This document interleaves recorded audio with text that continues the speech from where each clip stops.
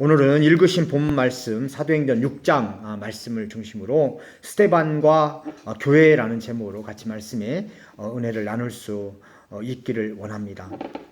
초대교회는 급격하게 성도의 수가 증가하고 있었던 바로 그런 교회입니다. 많은 사람들이 교회에 새로 들어왔고 또 많은 말씀의 역사가 놀랍도록 충만했던 바로 그런 교회였었죠. 이제 교회가 점점점 성장의 감에 의해서 하나의 문제점들이 발견하기 시작합니다. 즉 그릇이 잘 준비되어 있고 시스템이 잘 갖춰져 있는 상태에서 사람들이 들어오면 다 그걸 수용할 수 있지만, 그렇지 준비되지 않은 상태의 사람들이 몰려오는 상황에서 이제 시스템을 만들어 가야 되는 그런 상황에 직면을 하게 된 것이죠. 이제 사도행전 6장 말씀을 통해서 어떻게 초대교회는 이런 문제를 해결했고, 또 지금의 우리 교회들은 어떻게 이 문제를 또 우리는 해결을 해야 되는가 라고 하는 것을 중심으로 한번 살펴볼 수 있기를 원합니다. 먼저 1절 말씀에 이렇게 말씀합니다. 그때 제자가 더 많아졌는데 헬라파 유대인들이 자기의 과부들이 그 매일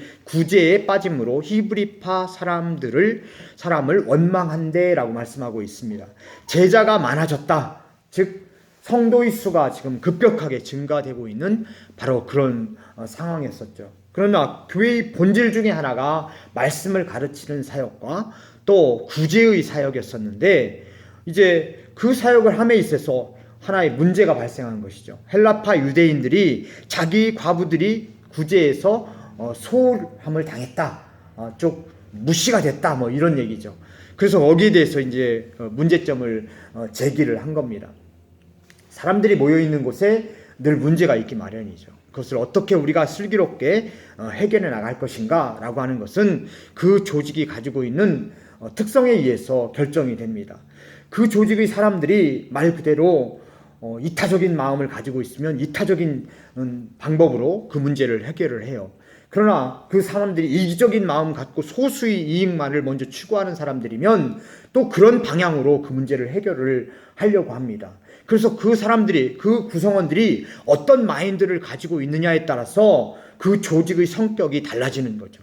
나라도 그렇고 조그마한 조직도 마찬가지입니다. 이 문제를 듣고 이제 사도들은 어떻게 이 문제를 해결합니까? 2절에 보면 12사도가 모든 제자를 불러 이르되 우리가 하나님의 말씀을 제쳐놓고 공궤를 일삼는 것이 마땅치 아니하니, 이 문제를 받아들이면서 아이디어를 지금 생각해 내고 있는 겁니다.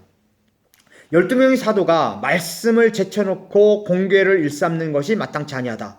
즉 공궤라고 하는 것은 이 공궤의 본 뜻은 먼지가 일어날 만큼 분주하게 움직이다, 열심히 일하다, 봉사하다 라고 하는 그 뜻을 가지고 있습니다. 그러니까 결국 이것은 구제사업을 의미한 것이죠. 말씀을 제쳐놓고 구제만 하는 것이 마땅치 않다, 지금 이렇게 얘기하고 있는 것이죠. 즉 말씀 사역과 구제 사역이 이때 당시에 이 말씀으로 보면은 말씀 사역이 우선이고 구제 사역이 나중이고 이런 개념이 아니었다는 것이죠. 12명의 성도들이 몰려오니까 거기서 소홀하고 어려움을 가지고 있는 사람들을 마음껏 도와줬어요. 그러다 보니까 문제가 생겨. 왜? 자신들만 가지고서 이 문제를 해결할 수가 없거든요. 더 인력이 필요했던 것이죠. 그래서 이 12명의 사도가 생각한 것은 우리가 말씀 사역도 해야 되지만 또 구제 사역도 해야 된다. 이 구제 사역, 그럼 이걸 어떻게 우리가 분업을 해야 될 것인가? 이제 분업의 필요성을 느끼게 됐던 겁니다. 그래서 12명의 사도가 우리는 말씀의 사역에 좀 더 집중하고 구제의 사역을 위해서 새로운 조직을 만들자라고 하는 생각을 지금 하게 된 것입니다.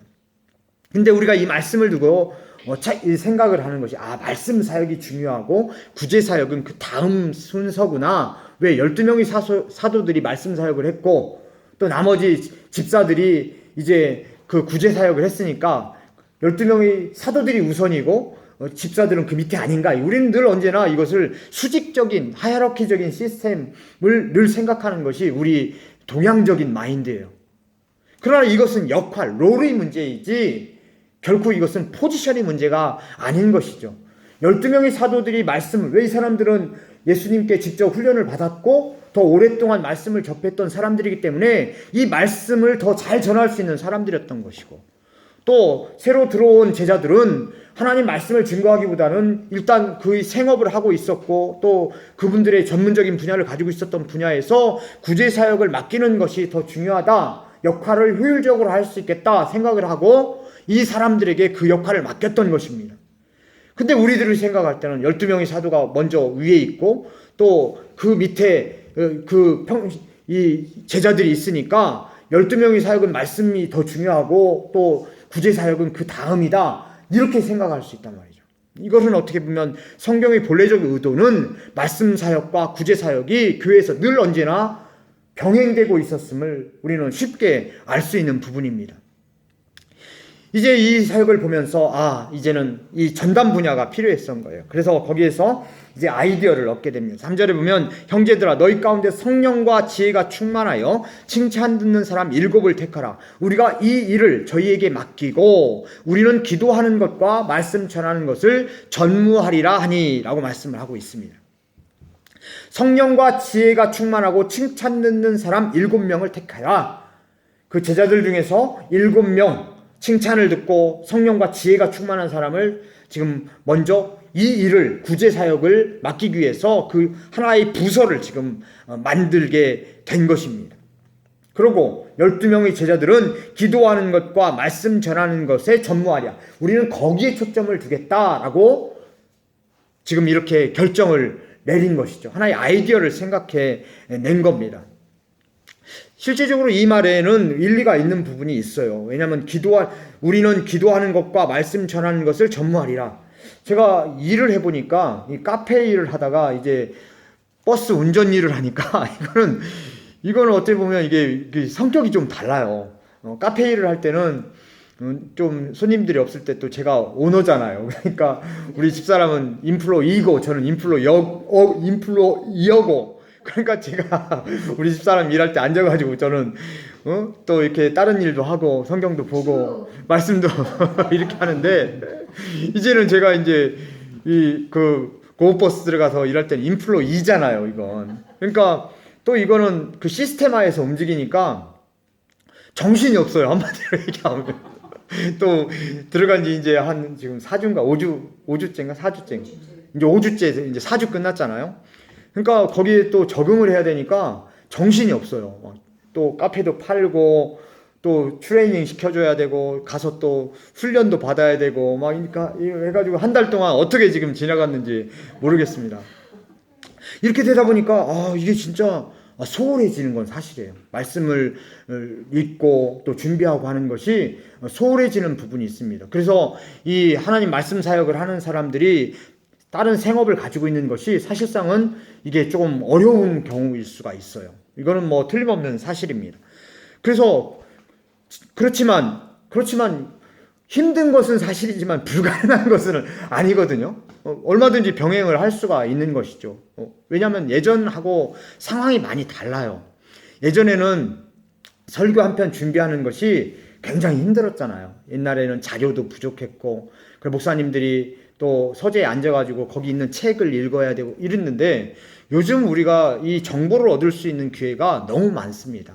그래서 인터넷에서 조금만 서치해보면 좋은 소식들, 또 좋은 뉴스들, 지적인 것들, 내가 많은 책을 읽지 않아도 우리는 쉽게 그 모든 정보들을 나의 정보로 만들 수가 있다는데, 이제 어떻게 보면 생업을 하면서 목회가 가능한 이유가 거기에 있습니다. 또 예전에는 설교를 쓰려고 하면은 예전 목사님들은 다 핸드라이팅을 해가지고 설교를 만들었어요. 그러니까 핸드라이팅 하니까 이 시간이 오래 걸리잖아요. 근데 지금은 컴퓨터로 이걸 작성을 하니까, 그러니까 예전보다 설교 시간이 예전에는 가령 예를 들어 준비하는데 한 6시간 걸렸다고 하면 지금은 30분이면 됩니다.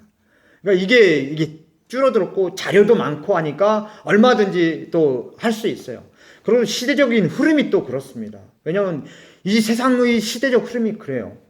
왜냐하면 한번 생각해 보시면 1980년대 90년대까지만 해도요, 이 회사나 어떤 조그만한 기업체, 또 자기 어떤 셀프 인플로이드 되어 있는 조그만한 사업체 중에서 이 사장님들은 일 안 했습니다.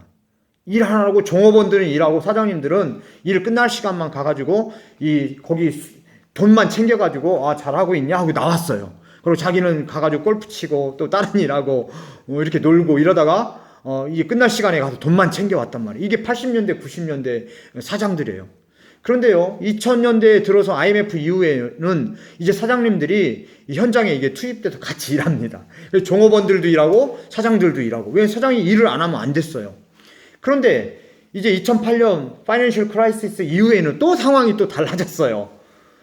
98년 IMF 달라지고요. 2008년 이후에 파이낸셜 크라이시스 이후에 달라졌어요. 2008년 이후에는요. 그래서 2010년 대에는요.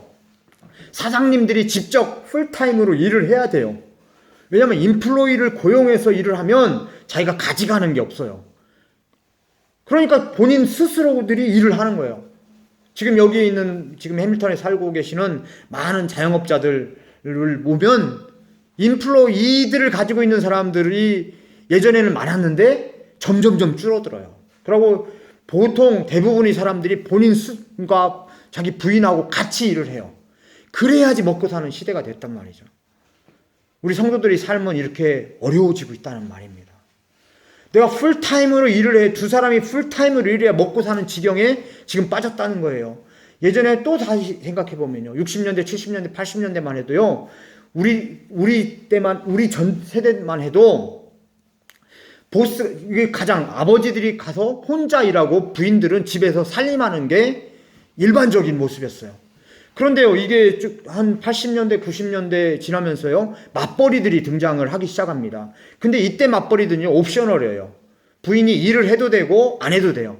내가 우리 아이들 뭐 과외비도 좀 벌어볼 겸, 이렇게 해서 그냥 덤으로 그냥 한번 일해 본 거예요. 에센셜이 아니란 말이에요. 네세서리가 아니란 말이에요. 그래, 일을 했는데요. 2000년 이후부터는 두 사람이 동시에 같이 일을 하면 살지를 못합니다. 해밀턴, 오클랜드 마찬가지죠. 해밀턴도 집값, 좀 주당 렌트비가 방 3칸짜리 보통 400불, 450불이면 싼 것이. 보통 한 500불 잡아야 돼요. 방 3칸짜리 있고 그러면. 그럼 500짜리인데, 그럼 지금 풀타임으로 일을 하면요. 40시간 일을 하면 기본소득 한 20불씩 계산을 하면 세금 떼고 나면 한 600불 가져갑니다. 그럼 결과적으로 한 사람 렌트비가 500불 낸다고, 주당 500불 낸다고 그러면 한 사람 버는 렌트비를 그냥 다 어코모데이션에 들어가는 거예요. 전기세 내고 뭐 하고 하면 600불 되잖아요. 넘죠, 600불이. 그렇게 된단 말이죠. 그러니까 지금은 두 사람이 동시에 일을 해야 돼요. 근데 목회자들이, 성도들은 이렇게 일을 하고 있는데 목회자들은 그냥 자기가 설교 준비한다고 집에 앉아가지고 또 가끔 뭐 이렇게 뭐 한다고는 하지만 하면 성도들의 입장에서는 어떻게 생각하겠어요? 시대를 못 따라가는 겁니다. 목회자들이. 내가 어쩔 수 없어서 일을 한다. 내가 교회가 크지. 우리 교회는 큰 교회가 아니라 나 혼자 서포트를 못하니까 내가 어쩔 수 없어서 일을 한다. 이런 개념이 아니라 성도들과 똑같이 나는 일하면서 목회를 하겠다라고 하는 새로운 마인드로 우리가 전환하지 않으면 하나님 일을 할 수가 없는 상황이 된 거예요. 목회자들이 존경을 못 받고 교회가 유지가 될 수 없는 그런 상황이 된 거예요. 이제 지금 우리 상황이 지금 그렇게 됐습니다. 시대적 상황에 있다. 이때 당시에는 그게 가능했을지 몰라도 지금의 상황에서는 목회자들이 풀타임으로 모든 것을 교회에서 의지해서 교회 사역을 하겠다. 특히 이민교회에서 그렇게 하겠다라고 하는 것은 말이 안 되는 것이죠. 어쨌든 이때 당시에는 이렇게 해서 우리는 기도하는 것과 말씀 전하는 것을 전무하고 또 7명의 집사를 통해서 바로 그들에게 구제 사역을 맡기겠다라고 하는 이 제도를 만들게 됩니다. 그래서 5절에 보면 또 이제 이렇게 말씀합니다. 온 무리가 이 말을 기뻐하여 믿음과 성령이 충만한 사람 스데반과 또 빌립과 브루고로와 니가노르와 디몬과 바메나와 유대교에 입교한 안디옥 사람 니고르라를 택하여 사도들 앞에 세우니 사도들이 기도하고 그들에게 안수하니라 라고 말씀을 하고 있습니다. 집사를 택해서 집사 제도를 만들었는데요. 집사 제도를 만들어서 구제하는 사역을 할 수 있도록 만들었는데 이 하나님의 사역자들, 이 집사를 세울 때 사역자의 조건을 우리가 여기서 살펴볼 수 있습니다. 아무나 막 세운 것이 아니죠. 아까 우리가 살펴봤던 것처럼 3절에는 뭐라고 했냐면 성령과 지혜가 충만하여 칭찬 듣는 사람 7을 택하라 라고 말씀합니다. 즉 지혜가 충만한 사람을 택했다는 거예요. 또 두 번째로 칭찬을 듣는 사람을 택했습니다. 세 번째로 5절에 보면 믿음이 있는 사람을 택했어요. 믿음과 성령이 충만한 사람이라고 5절에 말씀을 합니다. 믿음이 있는 사람을 택했습니다. 6절에 보면 성령이 충만한 사람을 택해서 하나님의 일꾼으로 삼았다는 거예요. 왜냐하면 하나님이 사역을 하겠다고 하는 사람은 교회의 얼굴입니다. 교회의 얼굴이에요. 페이스란 말이죠. 하나님의 사역자들은 내가 하나님을 대표하는 사람이고 그 교회를 대표하는 사람이에요. 내가 욕을 먹는 것은 내 혼자 욕을 먹는 것이 아니라 교회 전체가 욕을 먹는 겁니다. 믿음을 가진 사람들이 무서워해야 될 것이 바로 이 부분이죠. 내가 세상 앞에 가서 세상 속에서 사람들과 삶을 유지하는데 내가 말로는 나는 크리스찬이야 말을 하지 않지만 나를 통해서 뭔가를 느껴줘야 된단 말이에요. 옆에 있는 사람이. 쟤는 뭔가는 좀 다른데? 보통 사람들과는 뭔가 다른데? 그래서 이 사람이 먼저 나에게 너 혹시 크리스찬이야? 이렇게 물어볼 수 있도록 만들어야 된다는 것입니다. 이게 바로 우리 성도의 할 일이에요. 근데 우리는 내가 교회 다닙니다 말은 많이 하는데 그 뒤에 책임을 못 지는 것이. 책임을 못 집니다. 교회가 욕을 먹는 이유가 바로 여기에 있어요. 교회가 비판을 당하는 이유가 바로 여기에 있습니다. 해밀턴 마국강 교회는요, 바로 예수님의 얼굴입니다. 우리를 통해서 예수님의 얼굴이 나타나야 되는데 세상 사람들이 우리를 보면서 욕을 해요. 교회가 왜 저래?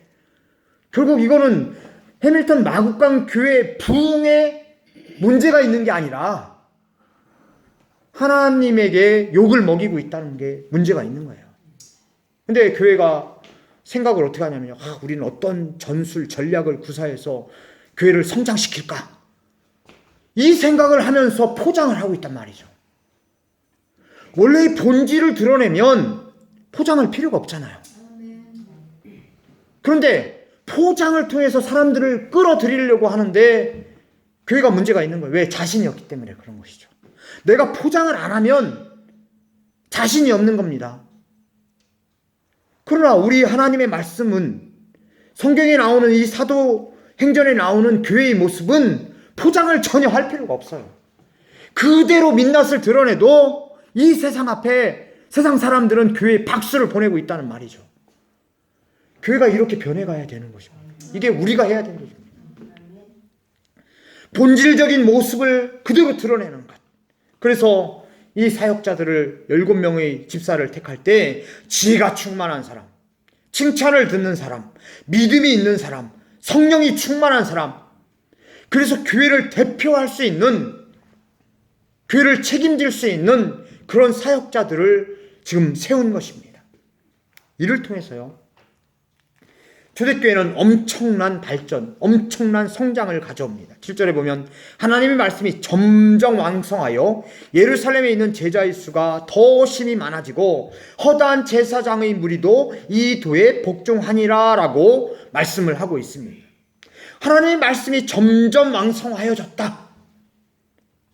그의 본질적인 모습이 그렇게 왕성하게 지금 활동할 수밖에 없고 많은 세상 사람들을 감동시킬 수밖에 없고 세상 사람들로 하여금 존경을 받을 수밖에 없는 그 모습으로 지금 딱 서 있는 것입니다. 제자의 수가 더 심히 많아졌다고 말씀하고 있어요. 그냥 쫄쫄쫄쫄쫄 들어오는 게 아니라 넘치도록 들어온 겁니다. 심히 많아졌다. 허다한 제사장의 무리가 이 도에 복종하니라. 제사장은, 이 사람들은 직업적 종교인입니다. 제사장들이 기독교 안으로 들어온다는 것은 자기 직업을 포기한다는 걸 의미해요. 자기 생업을 포기한다는 걸 의미합니다. 굉장한 결단이 아니고서는 불가능한 일입니다. 그런데 자기 생업조차 포기하고 교회로 들어올 만큼 교회는 강력한 어트랙션, 끌림이 있는 곳이 됐단 말이죠. 매력적인 곳이 됐단 말입니다. 이게 바로 교회가 가지고 있어야 될 진정한 파워입니다. 제가 우리 교회를 보면서 교회를 우리는 억지로 막 성장시킬 필요가 없는 것이죠. 우리 교인 한 사람 한 사람이 우리 교회의 얼굴입니다. 내가 우리 교회 와라, 우리는 먼저 얘기하지 않습니다. 그러나 내가 이 사람이 우리를 통해서 내가 그 교회 한번 교회에 대해서 물어보면 이분이 뭔가 관심이 있구나. 그러면 얘기해 주는 것이죠. 먼저 우리 교회 오십시오. 억지로 얘기할 필요 없죠. 나를 통해서 자연스럽게 옆에 있는 사람이 뭔가 다른 것을 느끼게 되면 옆에 있는 사람이 먼저 물어보게 되는 거예요. 내가 교회 한번 우리도 가볼까? 이런 말을 먼저 하게 되면 그러면 자연스럽게 우리 교회 멤버가 될 수 있는 것이죠. 이게 중요한 것입니다. 우리 교회가 가져야 될 파워가 어트랙션이 바로 여기에 있는 것이죠. 이래서 교회가 점점점 성장하면 그 교회는 건강한 교회가 될 수 있고 그 교회는 진정한 파워가 있는 교회가 될 수 있습니다. 바로 초대교회가 바로 그런 교회입니다. 8절에 보면 스데반이 이렇게 얘기합니다. 스데반이 은혜와 권능이 충만하여 큰 기사와 표적을 민간에 행하니 지은혜와 권능이 충만했다라고 말씀하고 있습니다. 10절 스데반이 지혜와 성령으로 말함을 저희가 능히 당치 못하여 특별한 구별이 있었다는 것이죠. 스데반은 보통 사람들과 다른 특별한 무언가가 있는 바로 그러한 사람입니다. 15절에 보면 공회 중에 앉은 사람이 다 스데반을 주목하여 보니 그 얼굴이 천사의 얼굴과 같더라라고 말씀하고 있습니다. 스데반을 주목하여 보니 천사의 얼굴과 같았더라. 얼마나 멋있습니까? 천사의 얼굴처럼 보였어요. 옆에 있는 사람들이 느끼는 겁니다. 천사의 얼굴이다. 어떻게 저렇게 할 수 있지? 우리가 세상을 살면서 이렇게 하기가 너무너무 힘들어요. 왜? 세상은 뭐에 의해서 움직입니까? 카운트에 의해서 움직이죠. 카운트. 셈에 의해서 움직입니다. 이민사회를 보면서요. 이민사회는 더 특히 셈에 의해서 움직여요. 왜? 여기는 혈연, 지연 이런 게 좀 드물잖아요. 응? 예전 우리는 같은 학교야, 그다음에 우리는 같은 고향 출신이야. 우리는 할아버지 때부터 알고 있어서 이게 아니잖아요. 이민사회는. 잠시 모여있는 것처럼 느껴지잖아요. 그러니까 사람들이 뭐에 박냐면요. 카운트에 밝아요. 셈에 밝아. 내가 무슨 이익이 있을까 하면 가. 이익이 없을까 그러면 딱 끊어. 이게 이민사회의 특징이에요. 그래서 어떻게 보면 얘기를 하다 보면 그게 사람들이 이게 셈에 의해서 움직이는구나. 교회도 마찬가지입니다. 교회 구성원들도 셈에 의해서 움직여서 교회 구성원이 되는 경우가 굉장히 많아요. 그래서 이민사회에서 셈이 없이 또 현대의 경쟁사회에서 셈이 없이 살아가는 것은 참으로 어렵습니다. 그래서 어떤 사람은 신앙은 신앙이고 비즈니스는 비즈니스야 이렇게 얘기하는 사람이 있어요. 막 얘기할 때는 사람이 굉장히 좋아요. 근데 딱 돈에 관련된 거, 비즈니스에 관련된 거는 얼굴 표정이 샥 변합니다. 그러면서 하는 말이 비즈니스는 비즈니스야. 제가 그 말을 듣고서 한참 생각했어요. 진짜 비즈니스는 비즈니스일까? 그게 그렇게 꽉 이게 이원적으로 나눠지는 것일까? 사람이 있는 곳인데 이게 바로 세상의 기준인 것이죠. 그럼 우리 기독교인이 꼭 그렇게 따라가야 됩니까? 꼭 그렇게 따라갈 필요는 없죠. 어려운 일이지만 꼭 그렇게 따라갈 필요는 없습니다. 왜냐하면 우리는 우리식의 사고가 필요한 것이죠. 즉 기독교인은 기독교적 마인드, 기독교적 사고가 필요한 것입니다. 우리 교회의 사고는 그렇지 않습니까?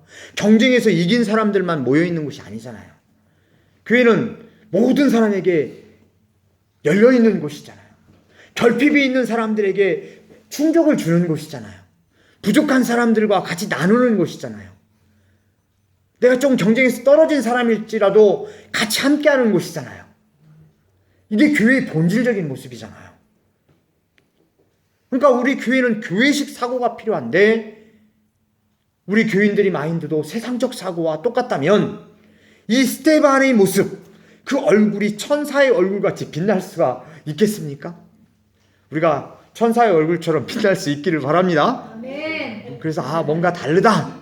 그런 거를 자연스럽게 주변에 있는 사람들에게 느껴질 수 있도록 이게 바로 교회의 힘이고 교회가 점점점 힘을 더해갈 수 있는 가장 근본적인 힘이 될 수 있는 것입니다.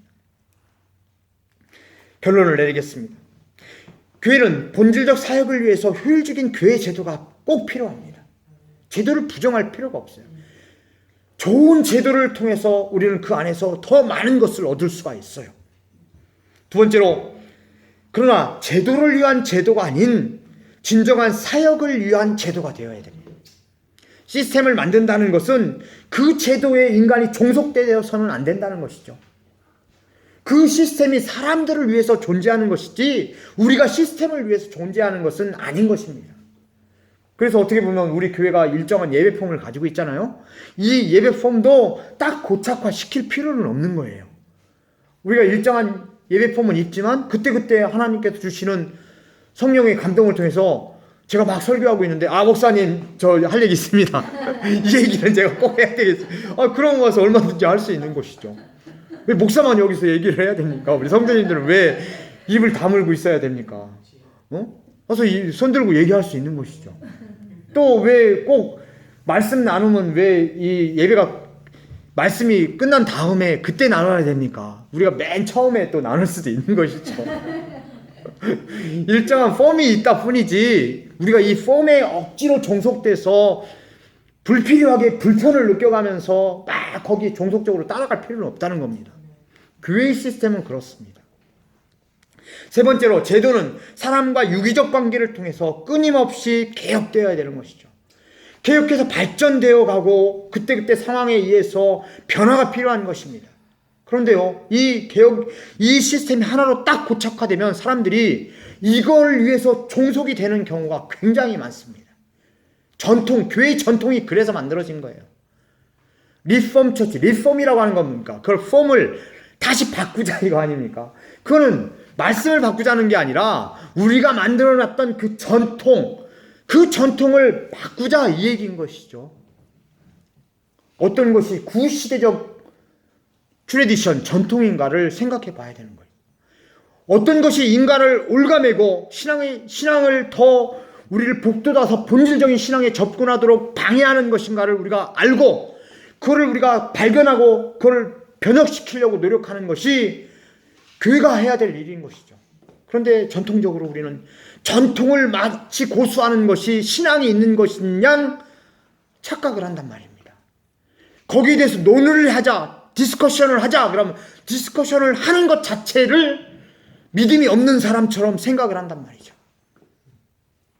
교회가 그렇습니다. 이걸 어떻게 해야 됩니까? 리폼, 깨부셔야 되는 거죠. 성경적 마인드로 깨부셔야 되는 겁니다. 전통이 비성경적이고 시대적 흐름을 따라가지 못한다고 하면 깨부셔야 되는 일이죠. 네 번째로, 결국 제도를 성공시키는 것은 사람인 것이죠.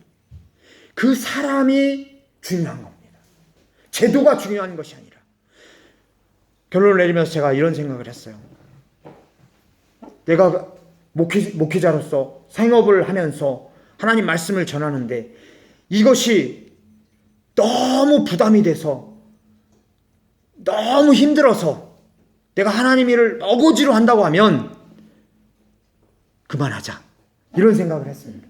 그것이 아니라 하나님 말씀을 전하는 것이 너무 즐겁고 행복하고 이 시간이 없으면 안 돼. 그러면 하자. 이런 생각을 했습니다. 하나님 일이라는 것이 그렇습니다. 우리가 하나님 일이라고 하는 것은 자연스러워야 되는 것이죠. 그것이 나를 행복하게 만들어야 되는 것이죠. 교회라고 하는 것이 나를 행복하게 만들어야 되는 것이죠. 그래서 내가 그 안에서 자유함을 누리고 하나님을 찬양하면서 새로운 충만함을 얻고 하나님 말씀을 가지고 세상에 나아가서 하나님의 모습을 드러낼 수 있는 삶을 살아가는데 원동력이 되어야 되는 것이죠. 아멘. 바로 그러한 우리 성도님들과 그런 교회가 우리 교회가 될 수 있기를 주님의 이름으로 간절히 축원드립니다. 기도하겠습니다.